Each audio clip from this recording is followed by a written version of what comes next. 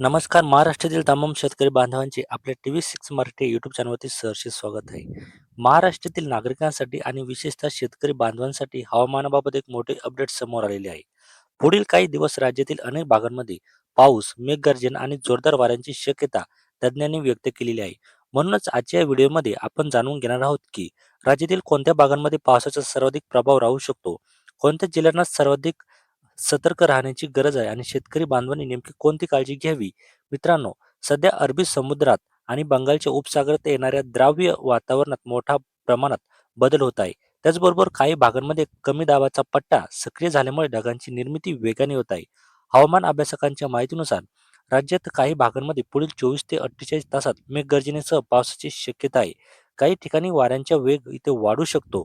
सर्वप्रथम कोकण विभागाबद्दल बोलायचे झाले तर रायगड, रत्नागिरी आणि सिंधुदुर्ग या जिल्ह्यांमध्ये मध्यम ते जोरदार पावसाची शक्यता व्यक्त करण्यात आलेली आहे. किनारपट्टी भागात समुद्र खवळलेला राहू शकतो. त्यामुळे मच्छीमारांनी समुद्रात जाण्यापूर्वी स्थानिक प्रशासनाच्या सूचनांचे पालन करावे. तुमचा जिल्हा कोणता ते कमेंटच्या माध्यमातून नक्की सांगा, जेणेकरून आम्हाला कळेल की तुम्ही कोणत्या जिल्ह्यातून इथे पाहतात. यानंतर पश्चिम महाराष्ट्राकडे वळूया. पुणे, सातारा, सांगली आणि कोल्हापूर जिल्ह्यांमध्ये ढगाळ वातावरणासह काही भागांमध्ये जोरदार सरी कोसळू शकतात. घाटमाथ्याच्या परिसरात पावसाचे प्रमाण तुलनेने अधिक राहण्याची शक्यता आहे. यामध्ये तुमचा जिल्हा आहे का ते सुद्धा कमेंटच्या माध्यमातून नक्की सांगा. त्यानंतर पुणे जिल्ह्यातील नागरिकांनी विशेषतः विजांच्या कडकडाच्या वेळी उघड्या जागेत थांबणे टाळावे.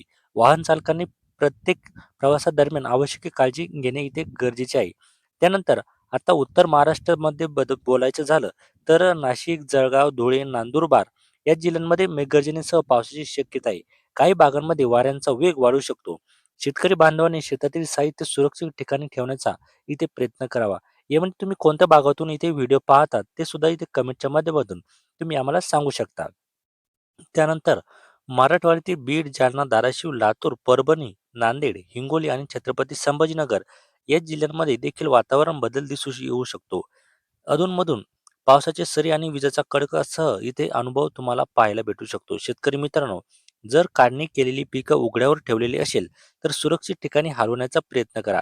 तसेच शेतामध्ये पाण्याचा निचरा होईल याची काळजी नक्की घ्या. आता विदर्भातील नागपूर, अमरावती, वर्धा, अकोला, वाशिम, यवतमाळ या जिल्ह्यांमध्ये स्थानिक स्वरूपाचा पाऊस इथे पडू शकतो. काही भागांमध्ये मेघगर्जनेसह वादळी वारे इथे वाहू शकतात. तुम्ही विदर्भातून कोणत्या जिल्ह्यातून हा व्हिडिओ बघत आहात ते आम्हाला कमेंटच्या माध्यमातून नक्की सांगा. मित्रांनो, अशा परिस्थितीत नागरिकांनी कोणती काळजी घ्यावी हे देखील समजून घेणे इथे खूप गरजेचे आहे. पहिली गोष्ट म्हणजे हवामान खराब असताना विनाकारण घराबाहेर पडणे टाळा. दुसरी गोष्ट म्हणजे विजांच्या कडकडाट सुरू असल्यास झाडाखाली किंवा उघड्या मैदानात तुम्ही थांबू नका. त्यानंतर तिसरी गोष्ट म्हणजे मोबाईल चार्जिंगला लावलेला असताना विजांच्या कडकडाट होत असतानाच इथे अतिरिक्त काळजी घ्या. चौथी गोष्ट म्हणजे नदी, नाले किंवा ओढ्यांमध्ये पाण्याचा प्रवाह असलेल्या त्या भागात तुम्ही जाणे ते टाळायचं आहे. आणि पाचवी गोष्ट म्हणजे स्थानिक प्रशासन, हवामान विभाग आणि अधिकृत स्त्रोतांकडून मिळालेल्या सूचनांनुसार तुम्हाला इथे त्यांच्यावर विश्वास ठेवा आणि अफवांवरून दूर राहायचं आहे. आणि त्यानंतरची गोष्ट म्हणजे आपण काय करतो की उघड्या रस्त्यांना वीज होत असताना अ, कडकडत होत असताना आपण काय करतो मोबाईल बघतो ते सुद्धा इथे आपल्याला टाळायचं आहे. मित्रांनो, हवामान अंदाज वेळोवेळी बदलू शकतो. त्यामुळे ताज्या अपडेटसाठी अधिकृत हवामान विभागाच्या सूचना इथे तपासत राहा. तुमचा जिल्हा कोणता आणि तुम्ही कोणत्या भागातून हवामानाची परिस्थिती कशी आहे हे कमेंट करून नक्की सांगायचं आहे. व्हिडिओ आवडल्यास व्हिडिओला लाईक करा. चॅनलवर जर नवीन असाल तर आत्ताच सबस्क्राईब करा आणि हा व्हिडिओ तुमच्या इतर शेतकरी बांधवांपर्यंत नक्की शेअर करा. भेटूया एका पुढच्या नव्या व्हिडिओमध्ये. तोपर्यंत धन्यवाद.